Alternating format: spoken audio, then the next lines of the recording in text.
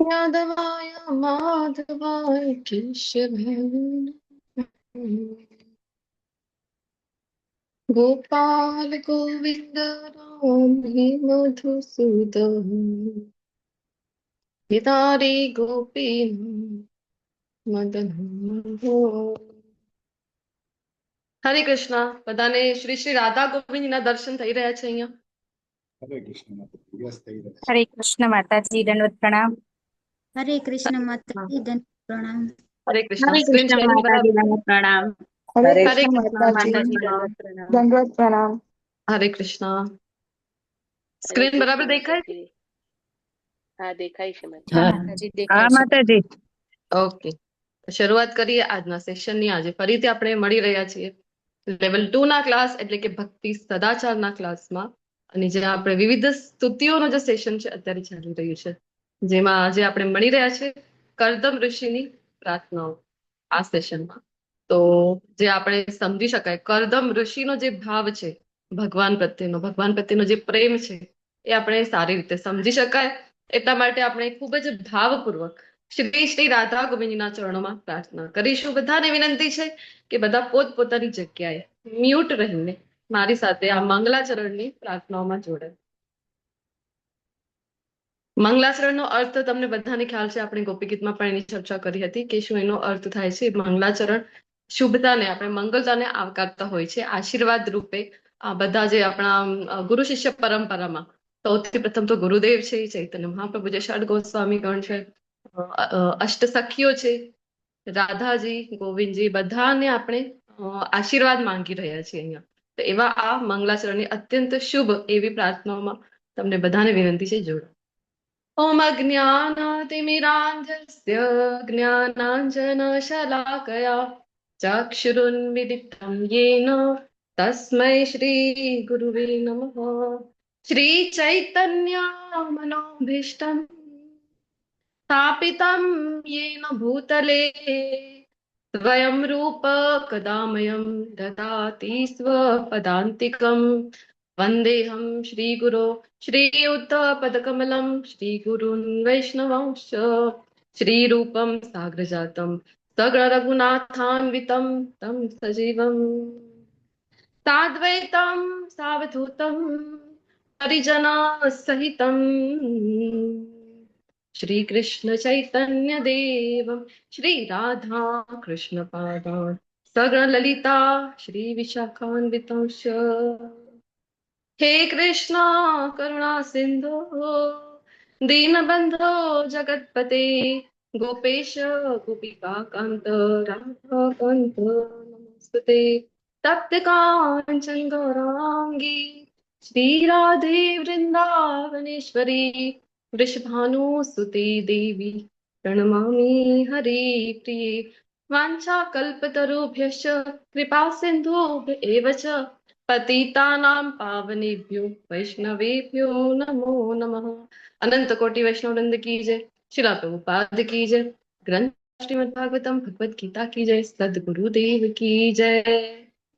जय श्री कृष्ण चैतन्य प्रभु नित्यानंद श्री अद्वैत गदाधर श्रीवासादि गौर भक्तवृंद.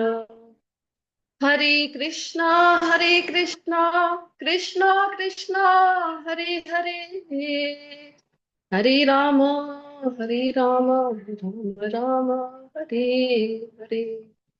हरे कृष्णा. वेलकम. खूब खूब स्वागत છે. हरे कृष्ण माताजी. હરે કૃષ્ણ. हरे कृष्णा. हरे कृष्ण હરે प्रणाम. કૃષ્ણ. હરે કૃષ્ણ. वेलकम सुरक्षा जी, शैलेश भट्ट जी, उर्मिला साधु जी, नैना हरीना नैना जी, मीरा भट्ट जी, उषा पंड्या जी, आरती भोई जी, अल्पेश कलोत्रा जी, आराधिका सीता देवी माता जी, छाया नायक जी, और गौर गुरुनाथ प्रभु जी, गायत्री मेवाड़ा जी, नीतू जरीवाला जी, नीलपा चौधरी जी, विक्रमी कृष्ण प्रभु जी, हरिनी नैना माता जी, હેમાજી મારા માતાજી, વેલકમ. આઈફોન જેનું છે અને વિનંતી કરીશ કે રીનેમ કરો, જેથી હું તમને ઓળખી શકું કોણ છો. જયશ્રી સેજપાલજી, જિજ્ઞા ગુજરાતીજી, જિજ્ઞાસા પિત્રોડાજી, કૃપાલી લાડવાજી, લલિત કુમાર પ્રભુજી, મંજુલાજી, નૈયા દવેજી, નૈના નડિયાદરાજી, નિરાલી સોલંકીજી, રિદ્ધિજી, આર ઠક્કરજી, સોનલ સોરઠિયાજી, સ્વભક્તિ શ્રીયા માતાજી, વ્રજરાની વિનીતા માતાજી. વેલકમ, ખૂબ ખૂબ સ્વાગત છે. હરે કોઈનું નામ કૃષ્ણ માતાજી, દંડવત પ્રણામ. હરે કૃષ્ણ, દંડવત પ્રણામ. તો કોઈનું નામ જો ભૂલાઈ ગયું હોય, છૂટી ગયું હોય તો ક્ષમા પ્રાર્થી છું. તો ખૂબ ખૂબ હૃદયપૂર્વક સ્વાગત છે. શ્રી શ્રી રાધા ગોવિંદ ટેમ્પલ ભુલાઈ મેંગ્લોરના વતીથી આપણે જે મળી રહ્યા છીએ અત્યારે ભક્તિ સદાચારના વર્ગમાં. તો લાસ્ટ સેશન આપણે કમ્પ્લીટ કર્યું હતું ગોપી ગીતનું. એની પાછળ આપણે સરસ મજાની વૃત્રાસુરની સ્તુતિ દયાન્વિતા માતાજી, હરિની માતાજી દ્વારા લેવામાં આવી હતી. અને આજે ફરીથી મળી રહ્યા છે કરદમ ઋષિની પ્રાર્થનાઓ સાથે. તો બધાને વિનંતી છે કે એક નાનકડો જે કીર્તન છે આપણે કરીએ 2 મિનિટનો, અને પછી આપણે આગળ કન્ટિન્યુ કરીશું આજનું સેશન.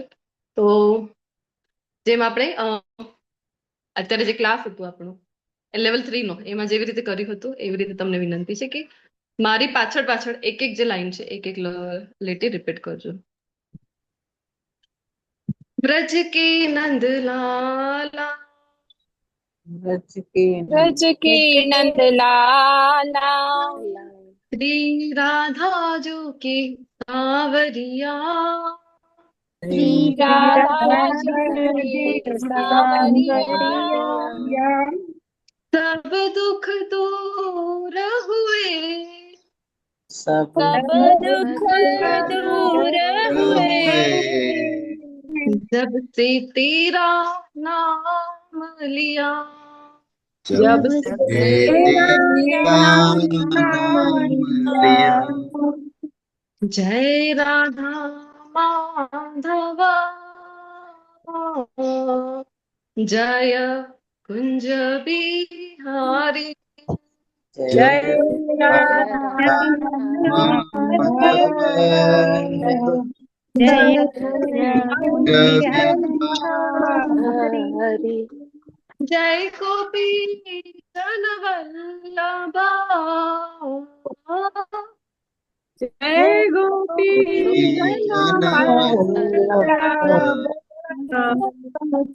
जय गोपी जन वल्लभा, जय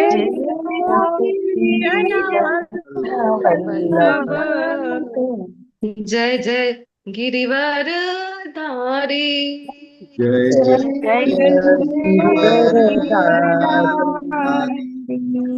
जय राधा माधवा, जय राधा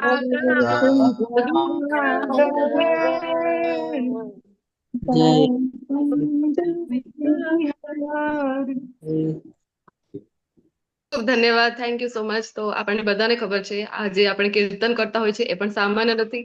મંગલાચરણની પ્રાર્થનાઓ જેવી મહત્વની છે એવું જ આ કીર્તન પણ મહત્વનું છે. કારણ કે આપણા ગુરુ શિષ્ય પરંપરામાં જે આવતા હોય છે એવા શિલા ભક્તિ વિનોદ ઠાકુરજી મહારાજ દ્વારા એની રચના થઈ છે, જે આપણે જય રાધા માધવ બોલતા હોય છે એ પદની.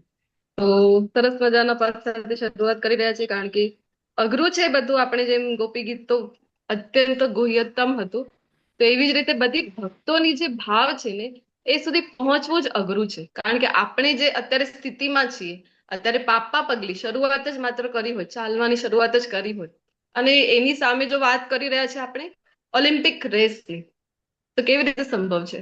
તો આ જે ભક્તો છે બધા આ ઓલિમ્પિક રેસની જેમ છે. મેડલ ઓલરેડી મળી ચુક્યા છે, ભગવાન દ્વારા એમને મેડલ મળી ચુક્યા છે, અને આપણે તો હજી તો આંગળી પકડી નહીં, એ પણ પાપા પગલી ચાલતા શીખી રહ્યા છીએ. તો જરૂર આપણે પણ પ્રયત્ન કરીશું. આ બધી ભક્તોની પ્રાર્થનાઓનું, સ્તુતિઓનું અત્યંત મહત્વ છે. જેમ ભગવાનની સ્તુતિઓ બહુ ગમે છે, આપણે વારંવાર વાત કરતા હોય છે. તો આપણી પાસે એવું સામર્થ્ય નથી, આપણી વાણીમાં, આપણા શબ્દોમાં, આપણા મનમાં એટલી શુદ્ધિકરણ નથી કે આપણે ભગવાનની સ્તુતિઓ કરી શકાય. તો પછી આપણી પાસે કયો રસ્તો છે ભગવાનને પ્રસન્ન કરવાનો? તો આ છે કે ભક્તો દ્વારા જે ગવાયેલી સ્તુતિઓ છે, જે પ્રાર્થનાઓ છે, એને આપણે વારંવાર છે એનું ઉચ્ચ સ્વરમાં ઉચ્ચારણ કરવું જોઈએ, ગાવું જોઈએ ભક્તો સાથે મળીને.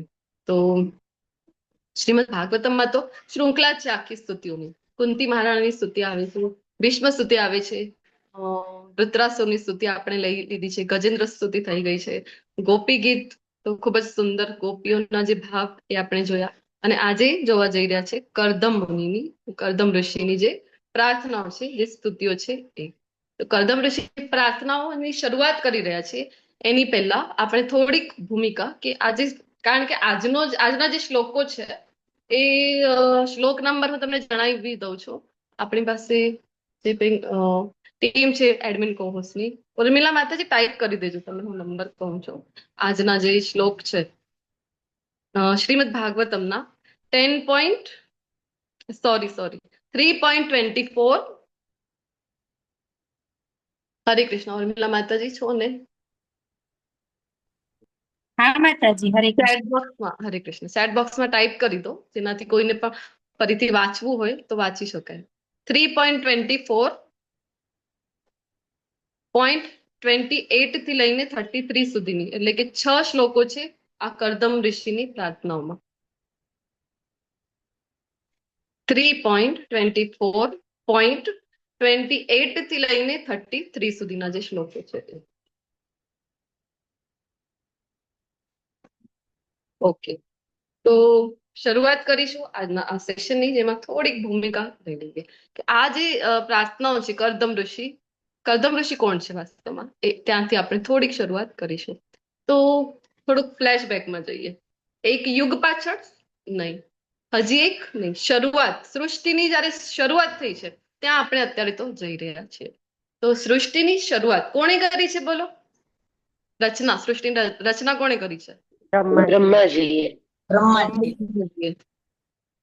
હા જી, બરાબર છે. હા, પ્રભુજી લખી લીધા છે મેં તો. તો બ્રહ્માજી રચના કરી. બ્રહ્માજીનો આપણે જયારે એક કથા આવે છે કે બ્રહ્માજી ને જયારે નાભી કમળથી ગર્ભોદકશાહી વિષ્ણુ ઉત્પન્ન કરે છે, તો બ્રહ્માજી પોતે આશ્ચર્યમાં પડી જાય છે, હું ક્યાંથી આવ્યો છું, એમને પણ પ્રશ્ન પડી જાય છે. તો એ શોધવા માટે એ કમળની નાળમાં ફરીથી જાય છે ઊંડે સુધી, પરંતુ એ જયારે જોઈ છે નીચે તો એમને કોઈ ઓર ન છોર કઈ મળતું નથી, ક્યારે ક્યાંથી શરૂઆત છે ને ક્યાંથી અંત છે, હું ક્યાંથી આવ્યો છું, કોણે મને પ્રકટ કર્યા છે, કઈ એમને મળ્યું નહીં. ત્યારે ફરીથી પાછા આવ્યા કમળ ઉપર, ત્યાં બેસ્યા, અને ત્યારે એમને એક અવાજ આવ્યો. કયું અવાજ આવ્યું હતું? બધાને ખબર છે, તપ એવો અવાજ આવ્યો. તો એમને પ્રેરણા મળી કે તપ કરવાનું છે. તો 100 વર્ષ, આપણા 100 વર્ષ નહીં, બ્રહ્માજીના, આપણે શ્રીમદ ભગવદ્ ગીતાના 4થા અધ્યાયમાં જયારે સમયનું એક ચાર્ટ ભણતા હોય છે એની ત્યારે આપણે ગણના જોતા હોય છે બ્રહ્માજીના એક દિવસની, એટલે કે 12 અવર્સ. આપણા 12 અવર્સ એટલે બ્રહ્માજીના કેટલા વર્ષો છે એ જણાવી દો. ચલો ફટાફટ, આજે આપણે આ સેશન કમ્પ્લીટ કરવું છે, તો થોડોક મને સહયોગ આપો તો આપણે કોઓર્ડિનેટ કરો, ફટાફટ કરી શકીએ. આપણા 12 અવર્સ એટલે બ્રહ્માજીના કેટલા વર્ષો છે આ પ્રશ્ન છે. માતાજી 432 કરોડ વર્ષ. હા, આ બ્રહ્માજીના 12 અવર્સ, અને આપણા 24 અવર્સ એટલે બ્રહ્માજીના 624 કરોડ. 864. 864 સોરી. કરોડ વર્ષ એ 24 અવર્સ થયા માત્ર. તો એવા બ્રહ્માજી આ એક દિવસ છે એવા 100 વર્ષ સુધી. હવે ગુણાકાર મલ્ટીપ્લાય બાય 30 કરીએ તો 1 મંથ, પછી મલ્ટીપ્લાય બાય 365 કરીએ તો 1 યર નું આવે છે. એવા 100 years બ્રહ્માજી નું આયુષ્ય આમ કહેવામાં આવે છે. તો એવા 100 વર્ષની તપસ્યા જયારે કરી, ત્યારે પછી ભગવાને એમની સમક્ષ આવીને એમને દર્શન આપ્યા, અને એમના હૃદયમાં વેદોનું આખું જ્ઞાન આપ્યું. સૃષ્ટિની રચના કેવી રીતે કરવી આખું જ્ઞાન બ્રહ્માજીને આપવામાં આવ્યું ભગવાન દ્વારા. શ્રીમદ ભાગવતમના જે 1.1.1 થી શરૂઆત થાય છે, તેની બ્રહ્મરિદાય આદિ કવયે મુહ્યંતિ સૂરયા. પછી બ્રહ્માજી જયારે શરૂઆત કરી તો સૌપ્રથમ માનસ પુત્રો એમને માનસિક વિચારથી ઉત્પન્ન કર્યા. માનસ પુત્રો, તો માનસ પુત્રો ની જયારે ઉત્પત્તિ કરવામાં આવી, એમને કહેવામાં આવ્યું કે સૃષ્ટિ રચનામાં મને સહભાગી થાવ. જેમ ચતુષ્કુમારની વાર્તા આવે છે, નારદજી છે, તો કોઈ એમની સહાયતા ત્યારે કરવા તૈયાર થયું નહીં. આ સૃષ્ટિ આ બધા ઝંઝટમાં અમારે તો પડવું નથી, અમે તો પ્રેમથી ભજીશું હરીને. તો ના પાડી દે છે. હવે બ્રહ્માજીને પછી ચિંતા થાય છે કેવી રીતે આગળ વધે. આવી રીતે તો સૃષ્ટિ કઈ આગળ નથી વધી રહી માનસિક પુત્ર ઉત્પન્ન કરીને. પછી ફર્સ્ટ કપલ બનાવવામાં આવ્યું બ્રહ્માજી દ્વારા. કોણ કોણ હતા એ બોલો? મનુ ને શત્રુપા. અને શત્રુપા. હા, સ્વયંભુ મનુ અને શત્રુપા. આ પ્રથમ વિવાહ સંપન્ન ત્યારે કરાવવામાં આવ્યું હતું. ફર્સ્ટ મેરેજ આપણે કહીએ તો એમના કરાવવામાં આવ્યા અને પછી આખી સૃષ્ટિ આગળ વધતી ગઈ. તો મનુ અને શત્રુપાજી એમને 5 સંતાન હતી, 2 પુત્ર અને 3 પુત્રી. ચલો, કોઈને નામ ખ્યાલ હોય તો ફટાફટ આપણે જણાવી શકો છો તમે. 2 પુત્રોના નામ બતાવો. હરે કૃષ્ણ માતાજી. ઉત્તાનપાદ ને પ્રિયવ્રત. જી, ધન્યવાદ માતાજી. Yes, right. અને પછી 3 પુત્રીઓ કઈ કઈ હતી? પ્રકૃતિ, આકૃતિ ને દેવહૂતિ. તો આકૃતિ, દેવહૂતિ અને પ્રસૂતિ. એવી રીતે 3 પુત્રીઓ. તો ઉત્તાનપાદ રાજાની જે સ્ટોરી આવે છે ધ્રુવ મહારાજ વાળી, આપણને બધાને એ ખ્યાલ છે. હવે પુત્રીઓમાં આપણે કરદમ ઋષિની વાત જયારે કરી રહ્યા છે તો આપણે દેવહૂતિ માતા સાથે એમના જે છે લગ્ન થયા હતા. તો પહેલા જે હતા આકૃતિ, તો રુચિ નામના જે પ્રજાપતિ હતા એમની સાથે લગ્ન કરાવવામાં આવ્યા, દેવહૂતિજીના કરદમ ઋષિ સાથે. અને પછી જે પ્રસૂતિ છે એમના કરાવવામાં આવ્યા હતા દક્ષ પ્રજાપતિ સાથે. તો એવી રીતે આ કરદમ ઋષિ સાથે જયારે લગ્ન કરાવવામાં આવ્યા દેવહૂતિ માતાના, એમની જે ડિટેલ ચર્ચા છે એ દેવહૂતિજીની જે સ્તુતિઓ આવે છે શ્રીમદ ભાગવતમમાં ત્યાં આપણને જોવા મળે છે. તો ત્યાં આપણે એની ચર્ચા કરીશું. અહીંયા આપણે જોઈ રહ્યા છીએ કરદમ ઋષિને. તો કરદમ ઋષિ છે તો જ્યારે માનસિક પુત્ર છે, હવે આ જે કરદમ ઋષિ છે એ પણ બ્રહ્માજીને, આપણે માનસિક પુત્રોની વાત કરીને જેમ નારદજી છે, આ સનકાદિક 4 કુમારો છે, એવી રીતે કરદમ ઋષિ પણ ઉત્પન્ન થયા બ્રહ્માજીના મનથી, એટલે માનસિક પુત્ર છે. તો જેટલું તેજ બ્રહ્માજીનો છે, જેટલું શૌર્ય છે, એવું જ તેજ, પ્રકાશ, એવું જ આપણે કહીએ ને કે વીર્યવાન એવા હતા આ કરદમ ઋષિ. અને એમને પિતા દ્વારા આજ્ઞા કરવામાં આવી જ્યારે કે તમે પણ મારી હેલ્પ કરો. તો પૂછે છે, હા બોલો પિતાજી, કેવી રીતે તમારી મદદ કરી શકું? તો એ કહે છે કે સૃષ્ટિને ના સર્જનને આગળ વિસ્તાર કરવામાં તમે મારી મદદ કરો. તો હવે આ તો ઓબિડિયન્ટ પુત્ર થયા, જેમ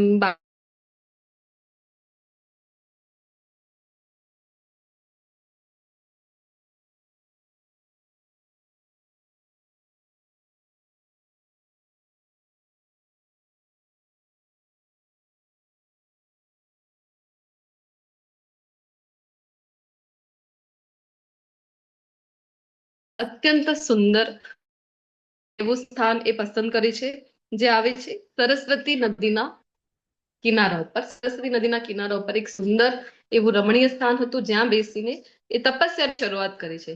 તો તમને બધાને ખ્યાલ હશે કે કરદમ ઋષિએ જે તપસ્યા કરી, કેટલા વર્ષોની હતી એ તપસ્યા? 1000. 12,000. 10,000 years.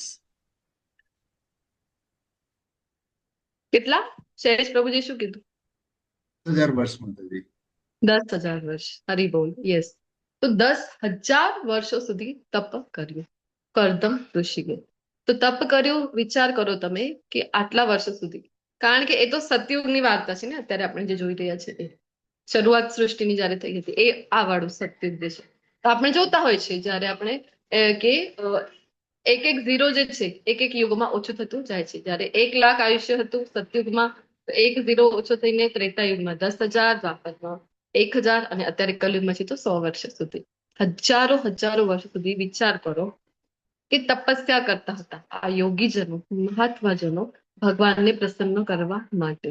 એટલા માટે જ કહેવાય છે કે આપણે બધા જે અત્યારે અહીંયા છે કલયુગમાં, તો આપણે બધા ખૂબ જ ફોર્ચ્યુનેટ કહેવાય છે. શું કામ? કારણ કે એક તો આયુષ્ય ઓછું છે આપણી પાસે, અને એટલે જ કહેવામાં આવે છે ને કે દેવતાઓ પણ લાલાયિત હોય છે કે અમને કલયુગમાં ભૂલોક ઉપર જન્મ મળી જાય. શું કામ? કારણ કે ઓછા આયુષ્યમાં ઓછી મહેનત કરીને ભગવત પ્રાપ્તિ થઈ જાય છે. વિચાર કરો કેટલો આપણે યુગ પ્રમાણે જે યજ્ઞ છે એ ભગવદ ગીતામાં ડિટેલમાં ભણી ગયા છે. તો ફટાફટ રિવાઇઝ કરી રહ્યા છે એવી રીતે મને જણાવો. સતયુગનો જે યુગ ધર્મ હતો એ કયો હતો? બોલો. શ્રીમદ ભાગવતમના જ એક શ્લોકના આધારે આપણે ભણતા હોય છે. ધ્યાન. ધ્યાન. હા. પછી આવ્યો ત્રેતાયુગ. યુગ ધર્મ કયો હતો? યજ્ઞ. યજ્ઞ. મોટા મોટા યજ્ઞ થતા હતા, આપણે જોયું. પ્રભુ શ્રી રામનો જન્મ પણ યજ્ઞ સ્વરૂપે થયો હતો. પછી આવ્યો દ્વાપર યુગ. એમાં અર્ચા વિદ્યા અર્ચા પૂજા વિગ્રહ અને અત્યારે આપણે બધા છીએ કલિયુગમાં. એ કલિયુગ હજી સરળ થઈ ગયું છે. યુગ ધર્મ છે અત્યારનો નામ જપ. નામ જપ. જપ. ભગવદ ગીતામાં પણ આપણે ભણીએ, જે આપણને ભગવાન પોતે જણાવે છે. શું કહે છે ભગવાન 10મા અધ્યાયમાં 10.25? યજ્ઞ નામ યજ્ઞ જપ. જપ યજ્ઞોસ્મિ. હરી બોલ. તો આ ફાયદો છે. જો ભગવદ ગીતાને એટલે જ શ્રીલ પ્રભુપાદજીએ પહેલા રાખી છે. શરૂઆત છે, બેસિક જ્ઞાન બધું લઈને આવો, પછી ભાગવતમમાં આગળ વધો. ભક્તિ આપનારી એવી ભાગવતમની આપણે મહિમા જે છે, એક શ્લોક સાથે જયારે શરૂઆત કરી હતી ગોપી ગીતની, ત્યારે આપણે નિગમ કલ્પતરોર ગલિતમ ફલમ સાથે લીધું હતું કે આ તો વેદોનું પાકેલું ફળ છે, આ જે ભાગવતમ છે. તો આ ફળ પણ લેવા માટે આપણી પાસે થોડીક તો પાત્રતા હોવી જોઈએ અને થોડીક સમજણ પણ હોવી જોઈએ ને. તો એટલે શ્રીમદ ભગવદ ગીતાથી શરૂઆત કરીને અહીંયા ભાગવતમ સુધી આપણને શ્રી લગોપાજી પહોંચાડે છે. યજ્ઞ નામ જપ યજ્ઞસ્મિ આ છે. તો આપણે વાત કરી રહ્યા છીએ પરંતુ સતયુગની. તો સતયુગનો જે યુગ ધર્મ એ પ્રમાણે વિચાર કરો, ઋષિ મુનિઓ હજારો વર્ષ સુધી તપસ્યા કરે. જે આ વર્ણન આવે છે વાલ્મીકીજીનું આવે છે, અને બધા જે ઋષિ મુનિઓનો બીજો 50,000 60 વર્ષો સુધી એ જે ઋષિ મુનિઓ પહેલાના જે થઈ ગયા છે એ બધા તપસ્યા કરતા હતા. અહીંયા કરદમ ઋષિ 10,000 વર્ષ સુધી એમને બ્રહ્મલોકથી આવ્યા હતા. તો મંત્ર બ્રહ્માજી એમને આપેલું હતું, બ્રહ્માજી દ્વારા મંત્ર લઈને આવ્યા હતા. તે અહીંયા ખૂબ કઠોર તપસ્યા કરે છે, પ્રાર્થનાઓ કરે છે અને ભગવાનને પ્રસન્ન કરવા માટે. શું કામ? તો એક એમની ઈચ્છા હતી. કઈ ઈચ્છા હતી? ભગવાનને પ્રસન્ન કરીને શું માંગવા ઈચ્છી રહ્યા હતા? પત્ની. કારણ કે એમના પિતાએ એમને આદેશ આપેલું હતું કે તમે મને સૃષ્ટિની જે સર્જન છે, વિસ્તાર છે, એમાં મને સહાયક બનો. સહાયક બનવા માટે તો સૌથી પહેલા ગૃહસ્થાશ્રમમાં પ્રવેશ કરવું પડે. ગૃહસ્થાશ્રમમાં પ્રવેશ કરવા માટે શું? સૌથી પહેલા એક સુયોગ્ય પત્ની જોઈએ. તો પત્નીની આકાંક્ષાથી આટલા વર્ષો સુધી તપસ્યા કરી હતી કરદમ ઋષિએ. વિચાર કરો, 10,000 વર્ષ સુધી જયારે તપસ્યા કરી ને એમનો જે ભાવ હતો, એમ કહેવાય છે કે જયારે તપસ્યા કરી હતી કરદમ ઋષિએ અને ભગવાન જયારે એમને દર્શન આપવા આવી ગયા. વિચાર કરો કે સતયુગમાં આપણે વાત કરી રહ્યા છીએ કે હજારો વર્ષો સુધી આ કરદમ ઋષિ પોતે જ 10,000 વર્ષો સુધી તપસ્યા કરે છે. તો આપણે અત્યારે જે જોતા હોય છે ને કે ધ્યાન યોગ પણ ભગવદ ગીતામાં ભણીએ છીએ ત્યારે ચર્ચાઓ આવે છે કે આખું ધ્યાન યોગ, અષ્ટાંગ યોગનું આખું વર્ણન છે ભગવદ ગીતામાં. આખું વર્ણન કરે છે ભગવાન. કોઈ કારણ કે અર્જુનજી પણ એવી રીતે પ્રશ્નો કરે છે ને ભગવાન પણ એવી રીતે આન્સર આપે છે કે શંકા કુશંકા ક્યાં પણ કોઈ પણ મનના ખૂંચા ખાણામાં બાકી રહેવી જોઈએ નહીં. આપણને ક્લિયર કટ જે સાર છે ભગવદ ગીતાનો એ આપણે સારી રીતે સમજી શકાય. બધું જ્ઞાન આપે છે, પરંતુ દરેક ચેપ્ટરના અંતમાં દરેક ચેપ્ટરને કન્ક્લુડિંગ એક આપે છે કે એનું કન્ક્લુઝન શું હતું.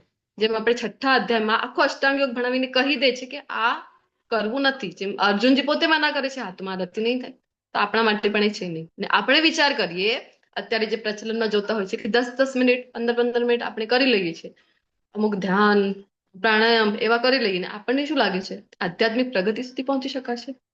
સંભવ જ નથી. આ હજારો વર્ષો સુધી તપસ્યા કરીને પણ ભગવાન એમને દર્શન આપતા નહોતા. હવે કરદમ ઋષિને જયારે આ નામ પડ્યું છે કરદમ, એના પાછળ એક વાત એવી આવી છે કે એટલું ભાવ એમને ભગવાન પ્રત્યે થતું હતું, ભગવાન પ્રત્યે એટલું, કારણ કે વિચાર કરો સતયુગના છે, એ સમયનું ખાનપાન એ મુજબનું હતું, જે ધ્યાન એ બધું એ મુજબનું હતું.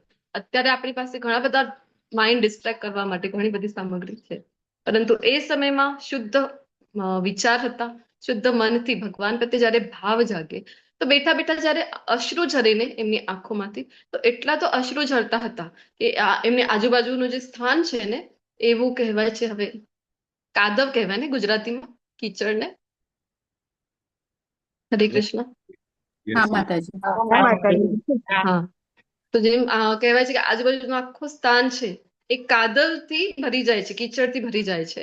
તો એટલે એને સંસ્કૃતમાં કહેવાય છે કરદમ. તો એના પરથી એમનું નામ પડ્યું હતું કરદમ ઋષિ. એવું એક જગ્યા જાણવા મળી છે. તો આટલા ભાવ વિભોર થઈ જતા હતા ભગવાનના પ્રેમમાં. જ્યારે ભગવાનની સ્મૃતિ કરે, સ્મરણ કરે ભગવાનના પ્રેમમાં, વિચાર કરો તો એવું તો એમને ભાવ ઉમળતું હતું. આપણે પણ જયારે વાત કરતા હતા ગોપી ગીતમાં, ત્યારે આપણે પણ ચર્ચા કરી હતી રુદનનું ગીત છે એ ગોપી ગીતમાં જયારે રડતા રડતા ગોપીઓએ ગાતેલું ગીત હતું ગોપી ગીત. તો એમનું પણ જે ભાવ હતું તો આપણે ત્યારે ચર્ચા કરી હતી કે રુદન ખૂબ મહત્વનું છે ભગવાન પાસે.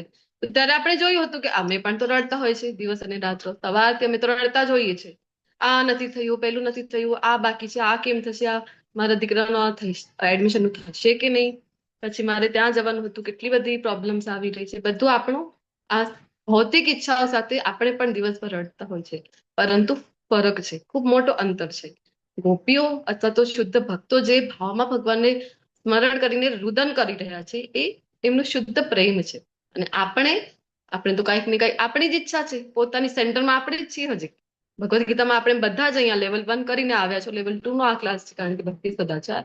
તો ખૂબ સારી રીતે ઘણા પાર્ટિસિપન્ટ એવા છે કે અનેકાનેક વખત લેવલ 1 કરીને આવ્યા છીએ. તો જાણી લીધું છે, આપણે સમજી લીધું છે ત્યાં કે સેન્ટરમાં કોણ હોવું જોઈએ? કૃષ્ણ. પરંતુ એ વાસ્તવમાં જોવા જઈએ તો હજી આપણા સેન્ટરમાં આવ્યા નથી. હજી સેન્ટરમાં આપણે જ આપણા છીએ. એટલે જ તો આપણે દુઃખી છીએ ને. જો આપણે વાસ્તવમાં સેન્ટરમાં કૃષ્ણને માની લીધું હોય તો આપણે અત્યારે દુઃખી ન હોય. આપણે પણ એ જે અવસ્થા છે, આત્મારામવાળી અવસ્થા જે કહેવાય છે ને, જે શુદ્ધ ભક્તોને એ પ્રાપ્ત છે. એમની આજુબાજુની કન્ડિશન, બીજા કોઈનું ઉદાહરણ અત્યારે લઈએ એના કરતા આપણા જે ગુરુ મહારાજ છે, શ્રી જય પતાકા સ્વામીજી મહારાજ છે, પરમ પૂજ્ય, તો એમનું જ ઉદાહરણ આપણે લઈએ. આજુબાજુની કન્ડિશન કેટલી પણ, તમારી પરિસ્થિતિ કેટલી પણ વિપરીત છે, પરંતુ એમની મનસ્થિતિ એ મુજબની છે ને કે એ દરેક સ્થિતિમાં જે પ્રસન્ન રહી શકે છે. કોણ પ્રસન્ન રહી શકે વાસ્તવમાં? આપણે બધા ઝંખીએ જ છીએ સવારથી રાત સુધી કે ખુશ રહેવું છે, પ્રસન્ન રહેવું છે, પરંતુ રહી શકતા નથી. કારણ કે આપણે કૃષ્ણથી વિમુખ થતા જઈએ છીએ. તો કૃષ્ણનું સ્વરૂપ છે સચ્ચિત અને આનંદ. કૃષ્ણના જેટલા નજીક જઈશું તો જ આનંદની અનુભૂતિ થશે. તો વાસ્તવમાં આપણે આપણા કેન્દ્રમાં પોતે છીએ, એટલે આપણે દુઃખી છીએ. ભક્તો જે છે એ ખૂબ આનંદમાં રહે છે. આપણે લાગે છે, આપણે જયારે વિરહની વાત કરી રહ્યા હતા ત્યારે એક ચૈતન્ય ચરિતામૃતનો એક શ્લોકની લાઈન પણ મેં વાંચી હતી શ્રીમદ ભાગવતમમાંથી, જેમાં પ્રભુપાદજી કોટ કરે છે ભાગવતમાં કે વાસ્તવમાં લાગે છે કે દુઃખી છે વિરહ એટલે, પરંતુ જોવા જઈએ તો એમાં પણ એમને પ્રસન્નતા છે. એટલે તો ચૈતન્ય મહાપ્રભુ પણ એ જોવા માટે ચૈતન્ય મહાપ્રભુ રૂપમાં એમને અવતાર લેવું પડ્યું કે આવું તો કેવો આનંદ છે કે મારા પ્રેમમાં, મારી ભક્તિમાં, એ જાણવા માટે પોતે પણ અહીંયા અવતરિત થયા. તો આ ભક્તોની કન્ડિશન છે કે રડે છે ભાવ વિભોર થઈને. અને જે ભાવથી એમણે મંત્ર જાપ કર્યા હતા, જે ભગવાનની પ્રાર્થનાઓ કરી હતી, એનાથી અત્યંત કહેવાય તપસ્યાઓ કરી હતી, એનાથી પ્રસન્ન થઈને ભગવાન એમની સામે પ્રકટ થાય છે અને એમને ખૂબ જ સુંદર એવા પોતાના દર્શન આપી રહ્યા છે. જે વૈદિક શાસ્ત્રોમાં બધી જગ્યાએ આપણને વર્ણન મળે છે કે ભગવાનનું સ્વરૂપ કેવું છે. તો ભગવાને સરસ મજાનું પિતાંબર પહેરેલું છે અને સરસ મજાની વૈજયંતી માલા ધારણ કરેલી છે. અને ભગવાનની માલા વિશે પણ બે વર્ણન આવતા હોય છે કે એમણે શ્વેત કમલની માળા પણ પહેરી છે અને શ્વેત ઉત્પલ એટલે કે લીલી, જેને ઇંગ્લિશમાં આપણે કહીએ ને કુમુદિની કહેવાય છે આપણે હિન્દીમાં. તો જે શ્વેત કમલ છે, કમલ ક્યારે ઉગે છે બોલો? ક્યારે ખીલે છે આખું કમલ?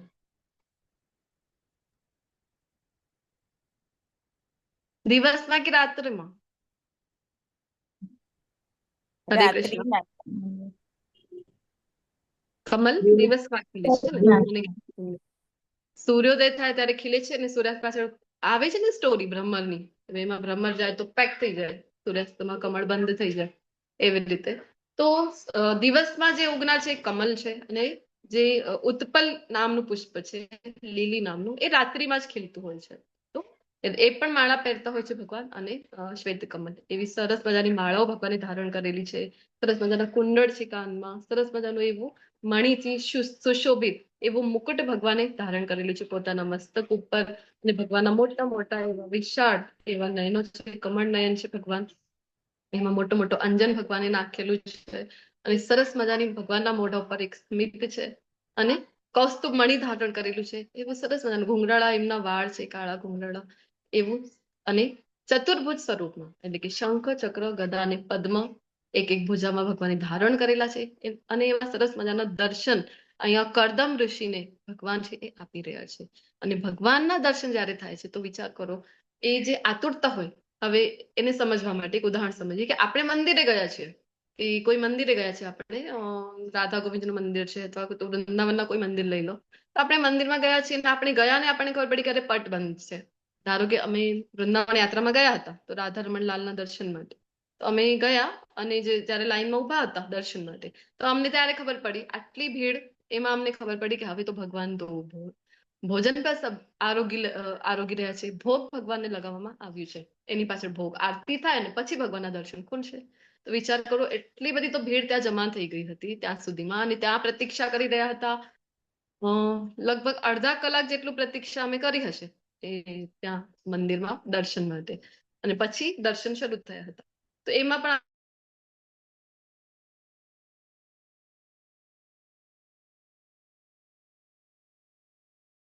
થયા કેટલો આપણને આનંદ થાય છે કે અરે આટલી વાતે અમે ઉભા હતા, ત્યાં ગરદીમાં ઉભા હતા અને આટલું બધું સહન કરીને હવે જયારે અમે ભગવાનની સમક્ષ છીએ તો સરસ મજાના ભગવાનના અત્યંત સુંદર અમને દર્શન થઈ રહ્યા છે, કેટલો આનંદ આપણને થાય છે કે નહીં? તો આપણી એ અડધા કલાકની પ્રતીક્ષા છે અથવા કલાક 2 કલાકની પ્રતીક્ષા છે. કોઈ મંદિરમાં હોય છે 8-8 કલાકની, ભારતમાં પણ એવા ઘણા મંદિરો છે 8-8 કલાક પ્રતીક્ષા કરવી પડે. તો વિચાર કરો, આંખોમાંથી અશ્રુ આવી જાય આપણા અને આપણે ભાવ વિભોર થઈ જાય કે અરે ફાઇનલી આટલી બધી મુસીબત ઝીલીને ફાઇનલી હવે મને ભગવાનના અત્યંત મનોહર એવા દર્શન થઈ રહ્યા છે. તો કરદમ મુનિનો વિચાર કરો કેટલી પ્રતીક્ષા છે, 10,000 વર્ષની પ્રતીક્ષા છે. તો જ્યારે એમને ભગવાન દર્શન આપી રહ્યા છે તો એમની જે પ્રસન્નતા છે એમનો તો કોઈ આપણે કહીએ ને ઓર છે ને છોડ છે. હવે ભગવાન જયારે એમને દર્શન આપે છે તો સરસ મજાનું સ્મિત પણ પોતાના મોઢા ઉપર છે ભગવાનના. તો ભગવાનના દર્શન એવા છે કે કોઈ પણ એમને આપણા મનમાં કોઈ પણ આપણે કહીએ ને કે વિચલિતતા અથવા એવું કઈ પણ ચંચલતા એવું રહેતું નથી. જયારે ભગવાનના આપણને દર્શન થઈ જાય છે ત્યારે આપણું પણ મન એકદમ શાંત સ્થિર થઈ જાય છે. કારણ કે આપણે જોઈએ તો કોઈ વ્યક્તિથી આપણે મળ્યા હોઈએ, કોઈ વ્યક્તિ સાથે જયારે મળીએ તો આપણે 14મો અધ્યાય ભગવદ ગીતાનું શું નામ છે બોલો? 14મા અધ્યાયનું ભગવદ ગીતા. હરે કૃષ્ણ. હરે કૃષ્ણ. ક્લાસમાં છો ને બધા? ક્લાસ ચાલુ છે કે નહીં? હરે કૃષ્ણ માતા. हरे कृष्णा. क्लास चालू છે ને? મને એવું લાગ્યું मैं और मेरी स्क्रीन और मेरे एडमिन को होस्ट अक्सर ये बातें करते हैं, એવું તો નથી ને? છો ને બધા? હા માતાજી, છીએ પ્રકૃતિના 3 ગુણો.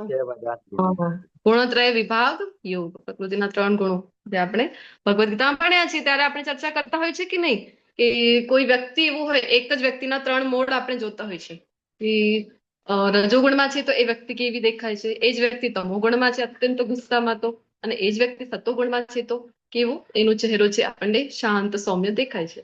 તો કોઈ વ્યક્તિઓ પણ એવા હોય છે કે જેમની સાથે આપણે ત્યારે ઉદાહરણ લેતી હું છું કે કોઈ વ્યક્તિથી મળીને આપણે કહીએ ને કે અરે એની સાથે શું કામ મળી, 10 મિનિટની મુલાકાત હોય પરંતુ 2 કલાકનું ટેન્શન આપણે ઘરે લઈ આવતા હોઈએ, કારણ કે વાતો જ એવી હોય, બધી નેગેટિવ જ વાતો હોય. અને કોઈ વ્યક્તિ એવું હોય કે જેની સાથે મળીને આપણને 2 મિનિટ મળ્યા હોઈએ, 5 મિનિટ મળ્યા હોઈએ પરંતુ ફરીથી મળવા માટેની ઈચ્છા થાય છે. શું કામ? આ ગુણોના કારણે. તો વિચાર કરો કોઈ વ્યક્તિ સાથે એવું થાય. હવે અહીંયા ભગવાન, આપણે તો કોઈ વ્યક્તિને વાત કરવી હોય તો મૂડ જોઈને કરવી પડે. અરે અત્યારે એની સાથે વાત નહીં કરતા, અત્યારે મૂડ એનું ખરાબ લાગે છે, આપણો હાલ એવું છે. પરંતુ ભગવાન પ્રસન્ન ચિત્ત છે. એક ઉદાહરણ પણ અહીંયા આવે છે અશ્વત્થામાનો. અશ્વત્થામા ને જ્યારે 5 પાંડવોના પુત્રોને પાંડવ સમજીને જ્યારે મારીને જતો રહે છે અશ્વત્થામા, અને પછી જ્યારે બીજા દિવસે ખબર પડે છે અર્જુનજીને, બધા એમના ભાઈઓને, દ્રૌપદીજીને કેટલો એમને દુઃખ થાય છે. એ સમયે અર્જુનજીએ કહેવાય ને કે પ્રતિજ્ઞા લીધી હતી કે અશ્વત્થામાને તો આજ ને આજ હું પકડીને લઈ આવું છું ને એને મારી નાખીશ ને, એવું બધું પ્રતિજ્ઞાઓ કરીને નીકળ્યા હતા અને પોતાના ડ્રાઈવરને પણ સાથે લઈને ગયા હતા. તો આપણા પૂર્ણ પુરુષોત્તમ પરમેશ્વર કેટલા ભક્તવત્સલ છે, જો એમની માટે ડ્રાઈવર પણ બન્યા છે, સારથી બન્યા છે, લઈને નીકળ્યા છે. અને પછી જેમ તેમ કહીને અશ્વત્થામાને પકડી લીધું, અશ્વત્થામાને લઈને જતા રહે છે. એ સમય ભગવાન એને હજી ઉકસાવી રહ્યા હતા જોવા માટે કે એ મારી વાતોમાં આવે છે કે નહીં. તો એને કહે છે કે અરે તું છોડી કેમ દે છે એને, આવું પશુની જેમ બાંધીને લઈ જઈ રહ્યા હતા દ્રૌપદીના સામે, હજી માર્યું નહોતું.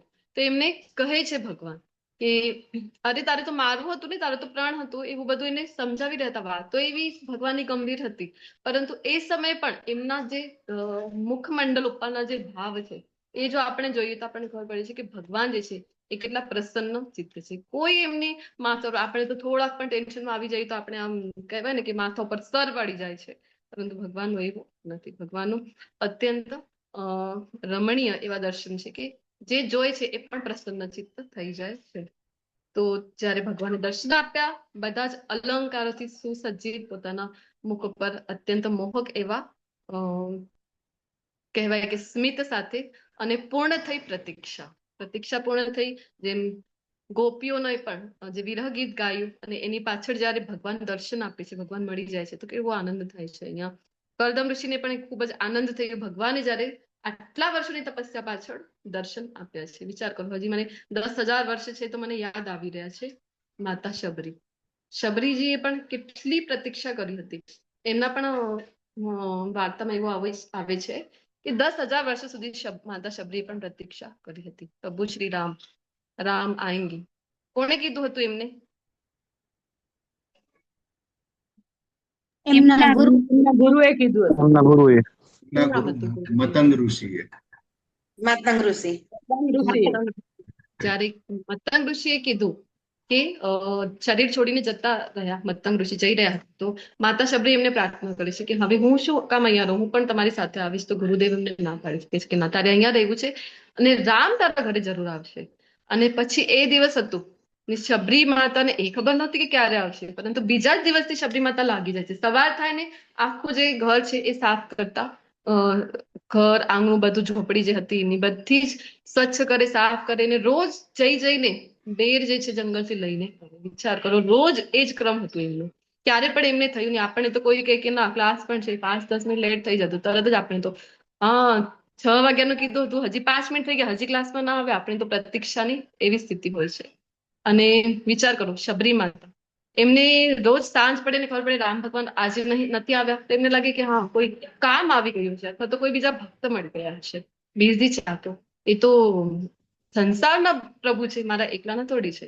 અને ફરીથી નેક્સ્ટ ડે આવે તો એ જ ઉત્સાહ છે એમનું, ક્યારે ઓછું નથી થયું. એવું કરતા કરતા 10,000 વર્ષ સુધી શબરી માતાએ પણ પ્રતીક્ષા કરી. સરસ મજાનું એક ભજન આવે છે ને, રામ રામ રટતે રટતે बीती रे उमरिया, रघुकुल नंदन कब आओगे, मेरे राघव कब आओगे, शबरी की झूपड़िया. તો શબરીજીનો પણ જે હજી એમની આજુબાજુ 4 જે મહાન ઋષિઓના આશ્રમ હતા. કોઈ માત્ર ફળ ઉપર રહે છે, કોઈ માત્ર જલ ઉપર રહે છે, કોઈ તો માત્ર વાયુ ઉપર જ રહે છે. પરંતુ એ બધાને એવું હતું કે રામ ભગવાન આવશે તો અમારી ત્યાં પહેલા આવશે. પરંતુ રામ ભગવાન આવ્યા અને આવીને પૂછે છે કે શબરીજીની કુટિયા ક્યાં છે. તો એવા ભક્તવત્સલ ભગવાન છે. અહીંયા ગૌતમ ઋષિને પણ એવી જ પ્રસન્નતા થઈ રહી છે ભગવાનને જોઈને. ખૂબ મહિમા કરે છે ભગવાનનું, ખૂબ સ્તુતિઓ કરે છે અને ભગવાનને કહે છે કે અરે તમે મારી સમક્ષ છો. ભગવાનની સરસ મજાની સ્તુતિ કરીને કહે છે કે તમારા ભક્તો કેવા હોય છે કે તમારા ભક્તોને બીજું કાંઈ નથી જોઈતું, બસ તમારા ચરણનું શરણ જ જોઈએ છે. પરંતુ અમુક ભક્તો એવા હોય છે જે પતિત પણ હોય છે, કારણ કે એ કોઈ ઈચ્છા સાથે, તમારા ઈચ્છા રાખીને તમારા શરણે આવતા હોય છે. તો હે પ્રભુ, હે મારા વહાલા કૃષ્ણ, આવા ભક્તોમાંથી હું પણ એક છું. હું પણ કઈક ઈચ્છા લઈને તમારી પાસે આવ્યો છું. ત્યારે ભગવાન પૂછે છે કઈ ઈચ્છા છે? તો કહે છે કે મને તો સુયોગ્ય પત્ની જોઈએ છે. આ કિસ્સાથી ખબર પડે છે વર્ણાશ્રમનો મહત્વ કેટલો છે. શ્રી પ્રભુપાદજી પણ જણાવે છે વર્ણાશ્રમમાં પણ સૌથી મહત્વનું જે 4 આશ્રમમાંથી ગણવામાં આવે છે આ છે ગૃહસ્થ આશ્રમ. કારણ કે ગૃહસ્થ આશ્રમ ઉપર બાકીના જે 3 આશ્રમ છે ડિપેન્ડન્ટ છે. બ્રહ્મચારી આશ્રમ લઈ લો, વાનપ્રસ્થ અથવા તો સંન્યાસ આશ્રમ. 3 આશ્રમ ડિપેન્ડન્ટ કોના ઉપર છે? તો ગૃહસ્થ આશ્રમ ખૂબ મહત્વનું ભૂમિકા ભજવે છે.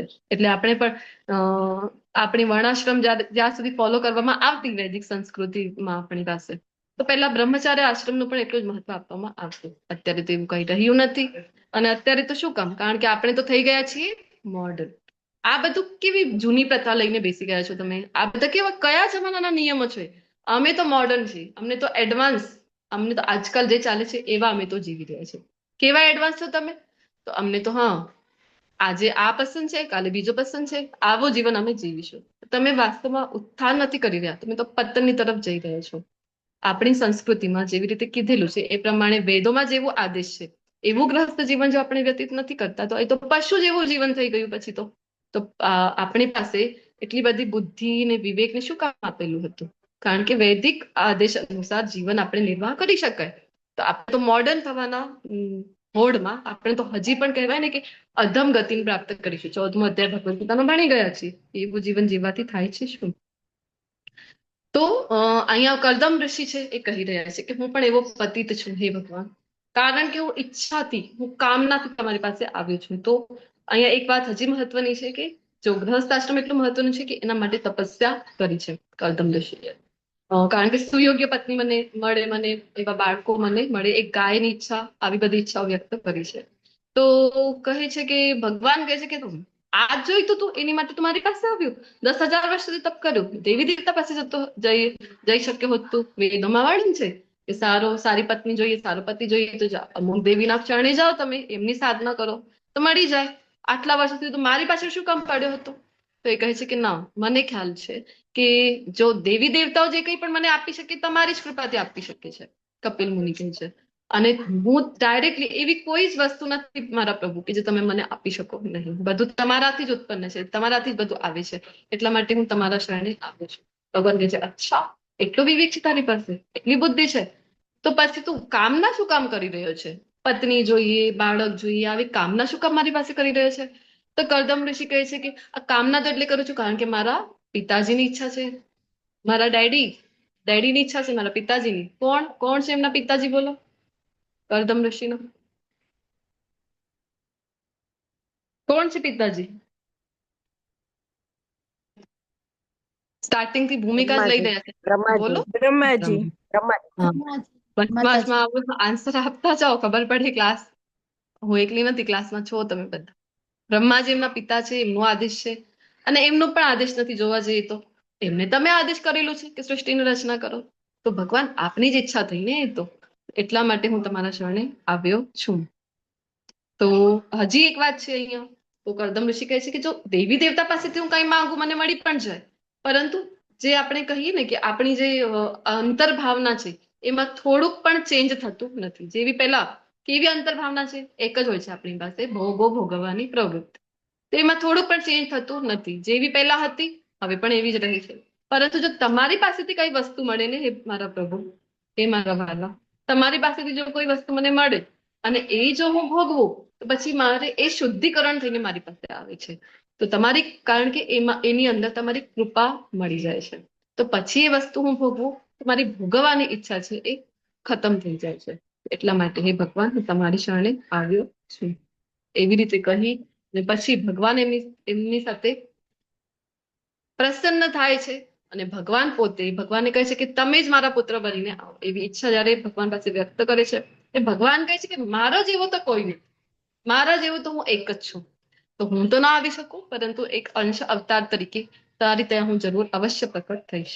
તો કયા અવતાર તરીકે પ્રકટ થાય છે બોલો એમની ત્યાં? કપિલ મુનિના રૂપે. હરિભો. તો અહીંયા કરદમ ઋષિને આપણે જોઈ શકીએ છીએ. કરદમ ઋષિ છે એમ ભગવાને એમને દર્શન આપ્યા છે અને ભગવાને એમની મનોકામના પણ પૂર્ણ કરી છે. તો કારણ કે ભગવાન કેવા છે? ભગવાન ભક્તવત્સલ છે. શરૂઆત કરીએ. પહેલો શ્લોક એટલે કે આ સ્તુતિનો, આ પ્રાર્થનાનો જે પહેલો શ્લોક છે. હરે કૃષ્ણ માતાજી. હરે કૃષ્ણ. માતાજી, મારી પાસે ભગવત સ્તુતિ બુક છે ને, એમાં 3.24.27 થી 34 સુધી કરદમ સ્તુતિ આપેલી છે. અચ્છા, કાંઈ વાંધો નહીં. મારી પાસે બંને આ બાજુ એક એક શ્લોક શ્લોક વધારે છે, એવું છે એવું. એટલે તો મેં કીધું મને હા. ભૂમિકામાં મને લાગે છે મેં વધારે લઈ લીધા છે ઉલટાનો. અત્યાર સુધી આપણે ભૂમિકા જ જોઈ, તો ભૂમિકામાં એ જ બધું છે. ઓકે અને ઓકે શોર્ટમાં માતાજી, લખી છે. મેં તો બુકમાં હતું ને એટલે મેં કીધું તમને જાણ કરું એમ. હા હા, વાંધો નહીં. કરદમ ઋષિની પ્રાર્થનાઓ જ્યાંથી શરૂ થાય છે એ જ છે. આપણે લઈ લીધું થોડુંક બહુ તો એમાંથી પણ. અને અહીંયા આપણે આટલી ડિટેલમાં પણ નથી લઈ શકતા. ગોપી ગીત આપણે તો આટલા ડિટેલમાં ન લીધા તો પણ આપણા 4 સેશન થઈ જાય. ઓવરવ્યુ તરીકે જ છે અહીંયા આપણે આખા, કારણ કે એ તો શ્રીમદ ભાગવતમમાં આપણે એક દિવસમાં કેટલા શ્લોક થાય છે? એક જ લઈએ છીએ આપણે, ખબર છે તમને બધાને. 1 કલાકમાં તો આપણે એક જ શ્લોક છે એ લેતા હોય છે ને. અહીંયા હવે એક એક પ્રાર્થના આખી લેવાની છે 1 કલાકમાં. હા ચલો. માતાજી. આ તો ઓવરવ્યુ તરીકે મારે લખેલું હતું ને એટલે મેં કીધું તમને ના ના જાણ વાંધો કરું એમ. નહીં, તમે બાકી કોઈ શેર વાંધો કર્યું છે. ના ના સારી વાત, એ તમને નથી કહી રહી હું, સેશન માટે પણ કહું છું કે સેશન પછી આપણા પ્લસ થતા જાય છે. તો શરૂઆત કરીએ પહેલા શ્લોકથી. 3.24.28